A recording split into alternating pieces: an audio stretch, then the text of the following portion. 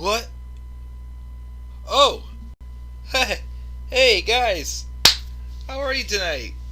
This is the Club of the Man 1993. And I guess I'm here live. Once again.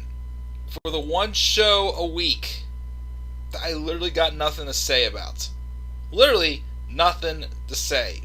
I don't know what to talk about. I don't even know why I come up sometimes to review this show. But I know why I do. Because I am consistent. I love to keep things flowing the same. I don't like to, skip out on things. I make it work somehow. Even if I'm off YouTube for 7 months, I make it work. Even if I do have internet issues, I make it work. Because I am the man of YouTube, but still nothing is making me like Monday Night Raw. Absolutely nothing at all. So, from now on, maybe until Raw actually is a watchable show. If the show is not watchable, a show that was really only had one thing on this show that, I wouldn't say I loved, but interested me a little bit, just a little bit, even though I'm not setting my hopes high up for it anyways. A show like this, I'm literally just making it into just a talking points review. Because, what is there to talk about? What is there to talk about with matches, that just literally do nothing for me? Done nothing for the superstars involved. Just nothing for WrestleMania. Nothing even for Fastlane in general. This show, besides maybe for the WWE Championship, set up nothing. Pretty much nothing at all on this show mattered. It was boring. It's gotten... Raw is getting so much worse. I didn't even make it to 10 o'clock last night. Usually in that 10 o'clock hour lately for Raw is when I'm getting tired. Yeah, I go to work, during the day. It's Monday, obviously. Got that Monday glooms. Dreading how the week's going to begin. But, I miss the days where I used to be awake during the whole episode of Raw, energetic, looking forward to stuff that's going to happen. Instead, there's nothing. Literally nothing. So, rather than waste my time going in order, my memory is what the hell? Who? Basically, that back and forth thing. Let's just do it this way. I will go through this show, look through the bullet points. Just at the beginning, just get way out of the results. Okay, this match happened, this happened. That's it. And then save the stuff that actually is kind of, in some ways, worth talking about. Talk about that. Because here's the thing. I've come out of bad shows with Raw. They were so bad, but they were worth talking about. They were bad, but the bad stuff is stuff that's talked about. This is nothing. Nothing is coming out of this. Absolutely nothing. So, a long introduction, but what is going on, guys? This is the Club of the Man 1993, and I am here live to talk about last night's episode of Monday Night Raw, the February 22nd, 2021 edition of Raw. Yes, right, we are 7 months away now from my 28th birthday. Scary sign of it already. Jeez. Anyways, but we got that, and this was, of course, live once again, as always, from the WWE ThunderDome at Tropicana Field in St. Petersburg, Florida. The Fallout show from Elimination Chamber, and now we're on the road to the one last stop before WrestleMania, Fastlane, which takes place. What day is Fastlane? Let's pull out my phone for a second here. Let's pull up my good old friend Siri.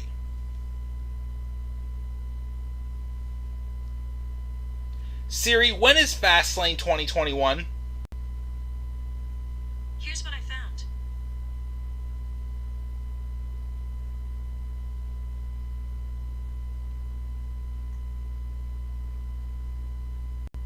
March 21st, 2021. Okay, yes. Thought so, wasn't sure, but yeah. March 21st, exactly 1 month away from... Wait a minute. wait a minute.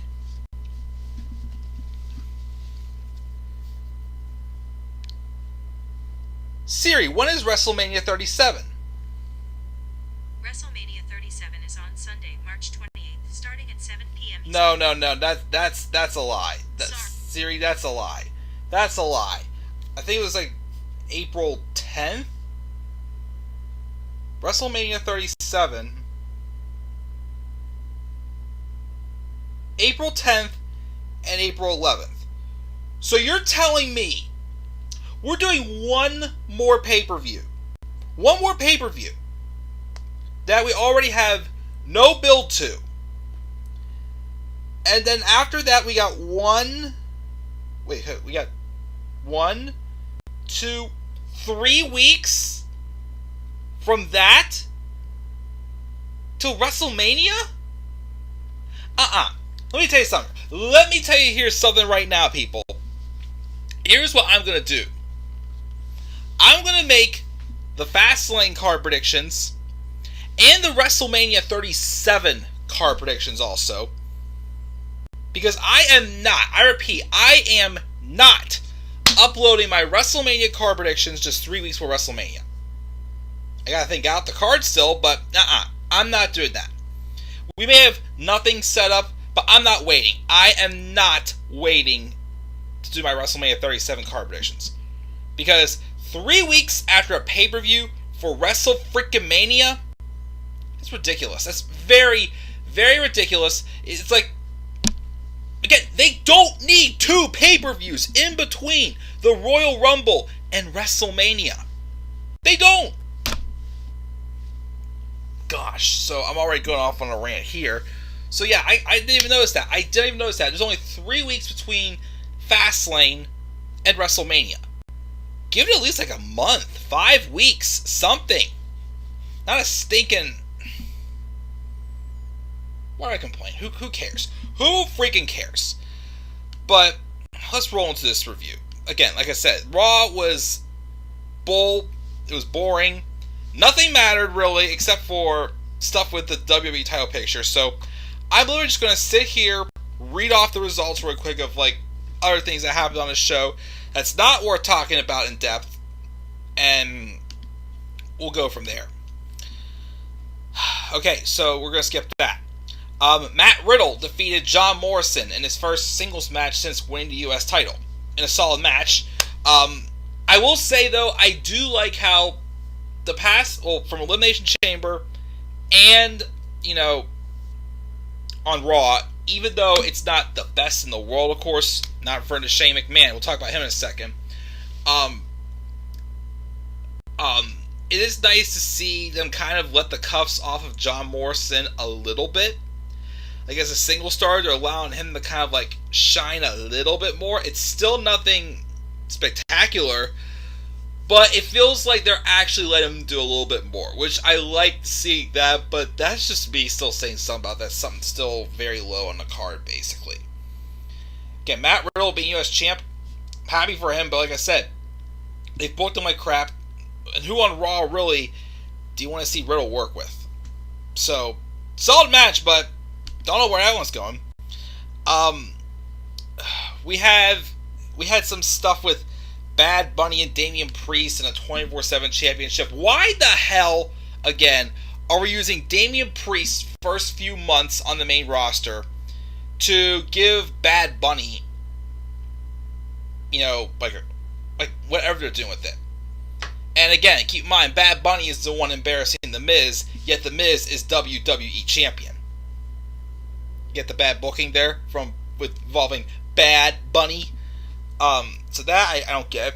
New Day defeated Retribution. Mustafa Ali snapped on Retribution. It's a sign maybe that Retribution is going to end.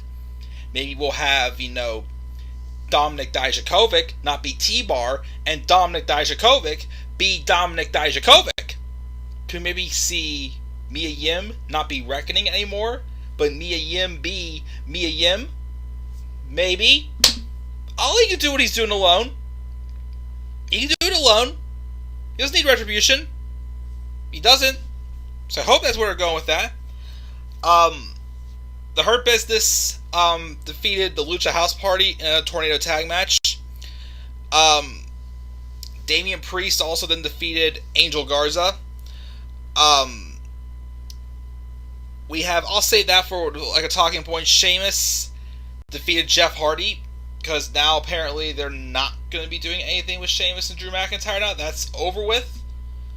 Once again, just like Sasha and Bayley, you actually had a story, had a build to it, and now you're just cutting out like it's nothing, like whatever. That was all waste then. It looks like Naomi and Lana defeated Mandy Rose and Dana Brooke in like a minute, so we're back to the Divas era with them. And AJ Styles defeated Ricochet, and then afterwards almost took out Ricochet with some big slam move, and, you know, I don't care, because once again, AJ Styles does not need a freaking bodyguard. But what do I know? I'm just a wrestling fan. So literally, that's all stuff I didn't give a shit about. I mean, yes, most of the other stuff I'm going to be ranting about in a second here is not that great, but there's actually more to talk about it. Okay, this happened, that's it. Let me see here. We had a tag match with Nia Jax and Shayna Baszler. They defeated Asuka and Charlotte Flair, with Nia pinning Asuka, playing along the storyline still of Charlotte Flair being, you know, distracted all of a sudden because of the announcement of Lacey Evans being pregnant, which of course it is confirmed official in my mind as well. Lacey Evans is for real pregnant. Like I said, if she was not, if it was a work, Lacey Evans would be on the screen right now, and Asuka, because you damn sure know well, Lacey Evans was going to win that Raw Women's Championship on Sunday. You know it. And I guess we have this segment where basically Lacey just gets in an argument. I mean, not Lacey. Charlotte gets in an argument with Rick backstage, saying how she can't focus and whatnot. And then Rick saying that he is not Lacey's unborn child's father, and Charlotte basically tells Rick just to go home. Okay, so again, that makes this storyline even more pointless because, again, this wasn't working. It literally was just to satisfy Vince, seeing two blondes on the TV go at it, and, you know, get awkward with an old man. I hate it, and it's over with, so who knows. Although after the match, when they lost, Asuka refused to shake Charlotte's hand, even though there really shouldn't be any, you know, actual story between them anymore, because they're being a tag team. Still, to me, makes absolutely no sense. So, I don't know where we're going with that. Who knows? But, if I can also mention, to a spoiler alert here of something that I actually liked, we did get vignettes for Rhea Ripley coming to Monday Night Raw, which, perfect. I was afraid she was going to go to SmackDown. One, Raw needs women, so Rhea Ripley definitely adds a lot of depth to Raw. And two, Raw is going to be Rhea's division. SmackDown is Bianca Belair's division. Like a fresh face for each division, which I agree with. Again, right now, you know, Bianca and Rhea need to be kept this far apart from each other. So, you know, when they did have Rhea come on to the Raw after Rumble, I was a little bit worried. But, you know, I'm glad she's going over to Raw because, again, Raw needs her. And like I said, Rhea Ripley and Asuka. Although I did hear a rumor. Someone told me they heard a rumor. They were going to have Rhea Ripley basically replace Lacey Evans in the Charlotte Flair storyline. Let me tell you something. If they want to do, even though it would suck to see Asuka get the title ripped off of her again right before Mania, because like I probably said the other week, like Braun Strowman last summer, WWE never wanted Asuka to be Raw Women's Champion. They needed Asuka to be Raw Women's Champion because they've literally treated her run like absolute crap. She's done the best she could, but barely giving her anything to work with and whatnot, which is stupid. I forgot where I was going with this. I absolutely forgot where I was going with this. Oh, jeez.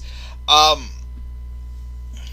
yeah, Rhea Ripley should not be replacing Lacey Evans. If they want Rhea Ripley to feud with Charlotte Flair or even Asuka for WrestleMania, let Rhea Ripley be Rhea Ripley. Don't be Rhea Ripley in Lacey Evans' shoes. Do not do that. I'm serious. But Rhea is coming to Raw. They showed her vignette twice just to fill up time, of course. So we had that. I already talked about that. The only other thing before we get to the main part of the show that I wanted to mention real quick is this promo that Randy Orton had discussing his recent failures, and he claims that, well, first off, he also claims that, this all started ever since he set the Fiend on fire, which, by the way, as he mentions, he's not coming back, which I literally want to throw my remote every time Randy Orton cuts a promo and it involves the Fiend, I say, which, by the way, he's not coming back. It's like, stop! Like, getting back to the whole overproducing, overproduction, overdoing, just doing stuff to the point where it actually does happen, you don't care. That's where it's gotten with the storyline with the Fiend, Randy Orton, and Alexa Bliss. The fact that every week Randy Orton's saying, which, by the way, he's not coming back, like, he really is coming back, but it's like, you don't have to mention it every single week. It doesn't leave us suspenseful. It makes us want to be like, okay, just have him come back, get this over with, because this is getting old. Because that's what, I'm sorry, this storyline is getting old. Because, of course, Randy just blames Alexa and Bray Wyatt for his failures. And then he randomly vomits this black ink. Why? Like, is Randy Orton becoming the Fiend now? Is Randy Orton, like, I don't know, like an anime guy? How Peter Pettigrew was actually a rat in Harry Potter? Like, is Randy Orton now like an anime guy of someone else? It was, like, it's kind of like this whole stuff with Randy Orton, The Fiend, and Alexa Bliss. Here's the problem. I mean, the thing is, they're doing good stuff. They're doing some, interesting, different stuff. That's awesome. But this storyline has been stalling for months now, it feels like. For too long. That literally they're filling time by just going on TV and just doing something completely hokey, basically saying, oh, this is cool, you guys love this. Yes, okay, it's cool, but it's not progressing anything forward. It's kind of like Braun Strowman. Another example about Braun Strowman. What made Braun Strowman lose a lot of momentum? Not only did they not capitalize on the big opportunities they gave him, but also because they basically were just like, oh, well, we need something to make the fans happy. Braun, go out there and do something cool that they like. Like, okay, Braun Strowman could do, some cool, vicious things for big men. But, again, we've seen him do it how many times? And what's it gotten him? Zip. That's what's happened with the storyline with Randy Orton, Alexa Bliss, and Bray Wyatt. It's a great refreshing character for Alexa Bliss. We all know that the Fiend is awesome when he's around.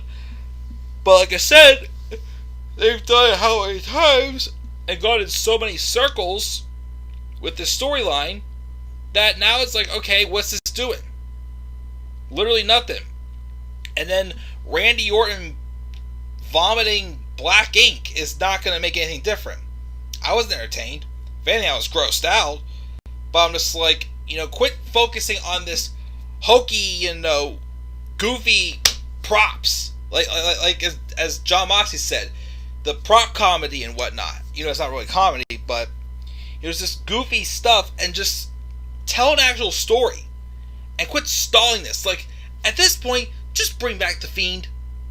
I get it, we're probably trying to ride this out till Mania, but just bring back the Fiend. Because, other than that, what are we doing? We're literally doing nothing. Absolutely nothing. So, again, enough with this whole Randy Orton, Alexa Bliss, Bray Wyatt hokiness. It's just so dumb. I can't take the story anymore. The main thing I wanted to talk about, though, was what happened with The Miz and Bobby Lashley. So, as we all know, The Miz won the WWE Championship at Elimination Chamber. And, of course, a lot of people are not happy. Now, again, Mike Mizan, the performer, I'm happy for him. Because, again, Miz definitely went through a lot of ups and downs the past 10 years. And for a late bloomer fan, for me personally, he did not really, gain my respect. Or, I didn't really take him too seriously until 2016. And up until he feuded with Shane, he was definitely, worthy of being world champion. He was worthy of this spot. But like I said, by Chamber Review, when you book someone like crap, he does nothing but lose. He does stupid things. He says so much stupid comedy crap just to please Vince, going, correct! When you lose a briefcase because your tag team partner had handed it over and not you, that's just stupid as hell as well. And then, like I said, when you're also being embarrassed by Bad Bunny and being used to put over a brand new call-up that, is great, but it's not getting a rocket ship pushed to the top, then why should I want to see you be the world champion, like the guy on the show? So, the night started off with Miz in the ring celebrating his championship victory. Bobby Lashley came out with MVP. And apparently, as we made it pretty obvious, Miz made a deal with Bobby Lashley that if Lashley helps Miz cash in successfully the Money in the Bank contract, Lashley's first in line. And at first I'm thinking, why the hell would Miz be that stupid to set himself up to fight Bobby Lashley? Well, then they filled in the hole where it's like, okay, I got it now. John Morrison took the pin in the United States Championship match whenever Matt Riddle pinned him. So Lashley lost the United States Championship because Morrison took the pin. So I guess basically MVP's idea of, intimidating the Miz was basically, the Miz doing what he did was understandable. So that filled in that hole there. But basically, Miz was like, oh, well, I need more time. It's like, him saying more time, like it's never going to happen. And then Lashley was like, you got 1 hour or else you're dead. So the hour goes by, and Miz even tried weaseling out of it again, and they weren't having it. But then, Braun Strowman came out, and he's demanding an opportunity, which why would they even give him an opportunity when he got suspended because he disobeyed officials with, Adam Pearce and whatnot. Shane McMahon comes out. So apparently they're teasing a feud between Shane McMahon and Braun Strowman for Mania. Here's my question though.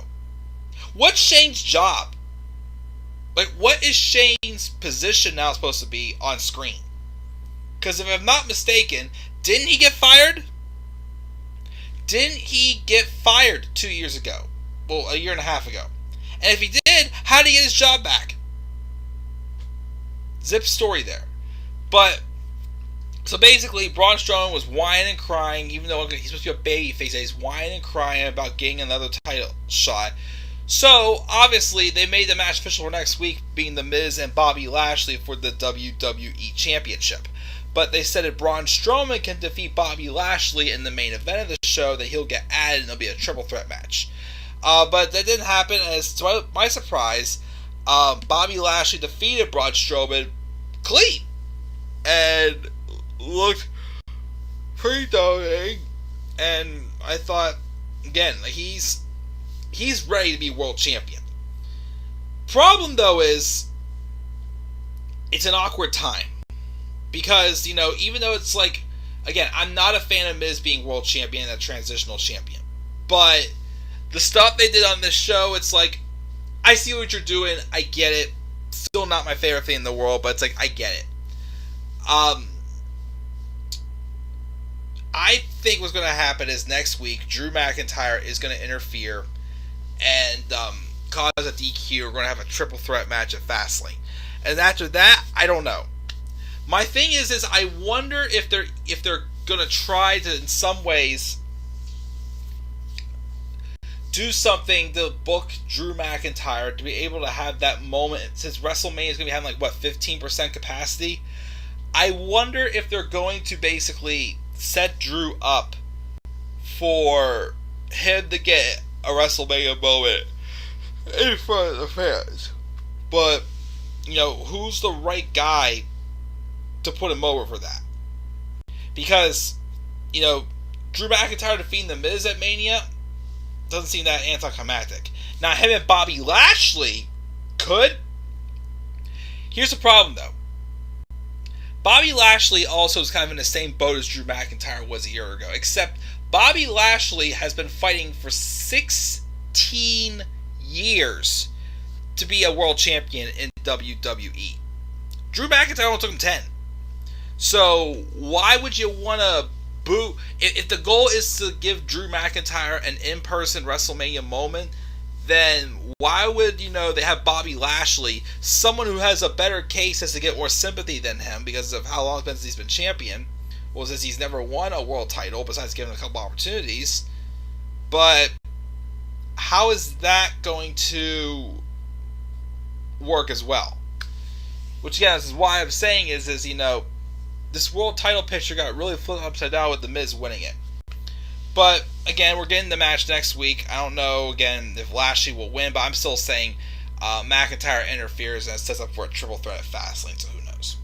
But, yeah, it's Raw, guys. Again, very out of order, did not care. I gave it a D+. A D+. It's not... Yeah, very funny there. Just nothing special happened. Only thing that intrigued me a little was the stuff with Lashley and Miz. But we'll see where that goes. Live chat. Tyler says 2016 Miz is greater than 2021 Miz. That's for sure. Shane is a McMahon. Right. But again, he got fired. But who knows. And Raw needs to go back to 2 hours. It's not going back to 2 hours. I'd love for it to go back to 2 hours. But it ain't going to happen. But, yep. That's going to do it. Guys, that's my thoughts on Raw. Gave it a D+. That's all I'm going to say. What are your thoughts on Raw? Leave us out in the comment section below. Be sure as always to slap a like on the video and subscribe for more content on my channel. Follow me on Twitter at DemandAirborne93. So guys, I'm checking out. I'll catch y'all later. Have a great rest of your Tuesday night. Peace out, everybody.